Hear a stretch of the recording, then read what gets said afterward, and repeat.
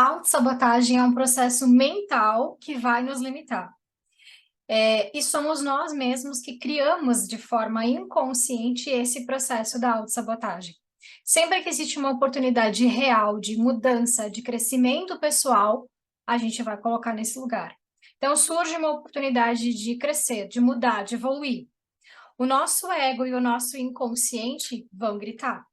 Eles vão tentar nos sabotar nesse processo, justamente fazendo esse bloqueio, essa limitação, né? Isso acontece de uma forma automática, a gente não percebe que isso está acontecendo.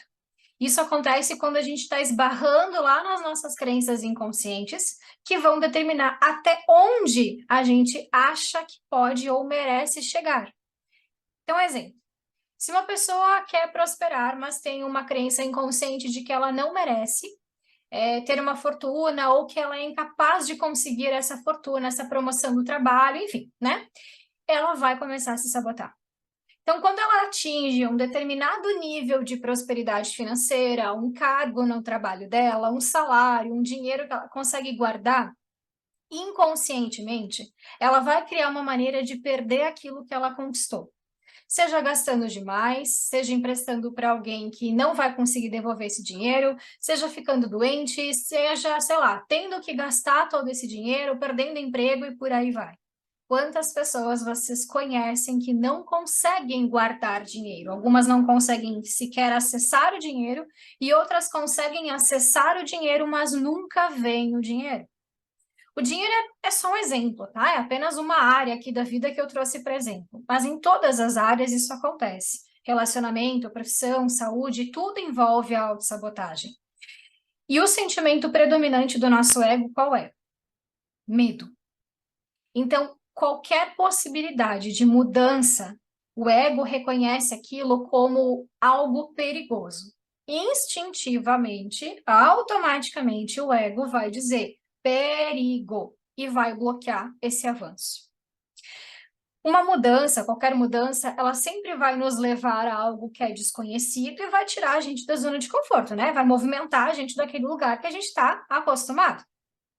Então, o ego, ele enxerga essas mudanças, sejam elas quais forem, qualquer mudança, o ego está enxergando essa mudança como um problema, como um perigo, como uma ameaça à sobrevivência.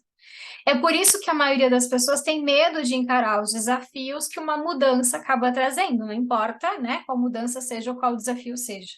E aí a gente começa a entrar no padrão de adiar as ações que poderiam justamente ser as transformadoras da nossa vida.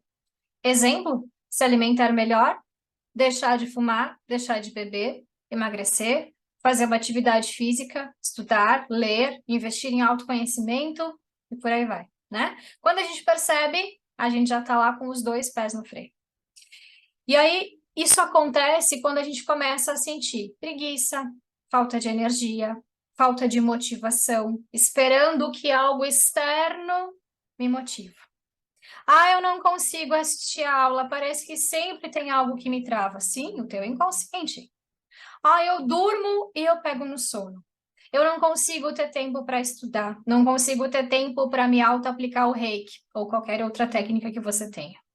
Então, todo esse tipo de negatividade, de preocupação excessiva, de ansiedade, de tristeza que não cessa, de mágoas que a gente vai acumulando, de ressentimentos, eles vão nos levar para esse lugar. Todos nós, vez ou outra, nos sabotamos, né? É normal. Só que existem algumas pessoas que se comportam dessa forma, se sabotando, procrastinando, de forma costumeira, né? Essas pessoas que se sabotam de forma costumeira, são os típicos sabotadores que a gente fala, eles vão encontrar sempre justificativa ou culpado para os seus fracassos. Então, adiam as tarefas, não cumprem as tarefas, atrasam os cronogramas de outras pessoas, então, além de se prejudicarem, também estão prejudicando outras pessoas, não cumprem aquilo que prometeram, criam expectativas irreais, inatingíveis em relação a si e em relação a outras pessoas também.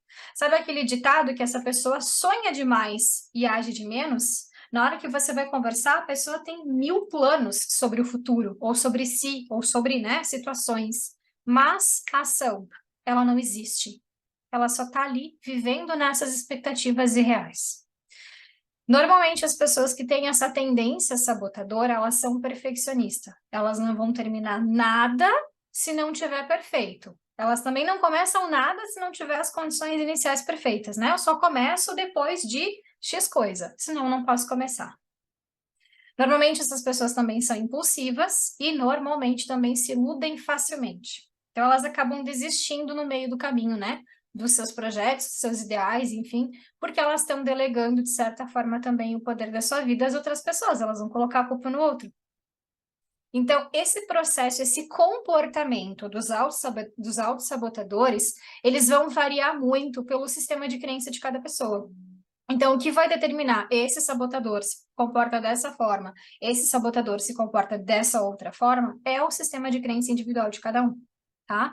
De forma geral, isso faz com que a gente perca energia, muita energia, porque você vive em combate, você vive em luta, nessa resistência contra o crescimento. É louco, mas é o que acontece, é o lugar que a nossa mente nos coloca. A gente está lutando contra si mesmo, a gente está resistindo ao nosso crescimento de forma inconsciente. Uma das consequências desse conflito que a gente vive com a gente, com as outras pessoas e com o entorno, é o adoecimento, tá? Por isso também que muitas vezes algumas pessoas começam e recomeçam muitas vezes, sempre naquele mesmo padrão comportamental de fracasso, de desistência, de autodestruição por conta da culpa. Culpa é o que vai trazer esse processo, esse lugar de autodestruição, né? Quantas pessoas que você conhece que raramente terminam algo? Sempre começam, né? Mas raramente elas prosseguem. Começo um curso, não vou adiante. Começo faculdade, não vou adiante. Começo academia, não vou mais. Começo a dieta, não faço mais, e assim por diante. Então, quando tudo está indo bem, o progresso está começando a acontecer, a evolução está começando a acontecer, está tudo andando, inconscientemente, a pessoa vai encontrar uma forma de colocar tudo isso a perder. Porque autossabotadores normalmente carregam padrões de culpa também. E a culpa te coloca nesse lugar de estar sempre se destruindo inconscientemente. Então, seja batendo o carro e não conseguindo chegar num compromisso, colocando a perder, arruinando, enfim, uma relação que parecia ser ótima, investindo mal os teus recursos e tendo perda financeira, fazendo opções erradas, entre aspas, na alimentação. Então, as desculpas, elas são inúmeras, né? E a culpa sempre é do outro. Nunca a pessoa vai se responsabilizar pelo acontecido. Esse é um dos padrões dos autossabotadores. A culpa não é minha, é sempre de alguém, de algo, é do externo, sempre é o externo, nunca sou eu. A pessoa sabotadora, ela sempre vai acreditar que ela é vítima de alguém, de uma situação, ela é a vítima, tá? Pouquíssimas pessoas querem, de fato, assumir que criam a própria realidade, com os pensamentos, sentimentos e os padrões de crenças. Porque, afinal de contas, né, é doloroso para o nosso ego assumir a responsabilidade pelos nossos fracassos. Então, fica o meu convite para que você se autoanalise, se observe, aprenda a prestar atenção nos teus padrões de comportamento. Se precisar de ajuda, você pode contar comigo, seja através de uma aula, de uma mentoria ou de um atendimento individual. Eu vou deixar meu Instagram aqui embaixo na descrição desse vídeo e vou deixar também o link de uma aula completa sobre autossabotagem. Desejo que você participe dessa aula, que você entenda melhor esse seu processo e que você possa também se conhecer mais sobre esse padrão. Fique bem.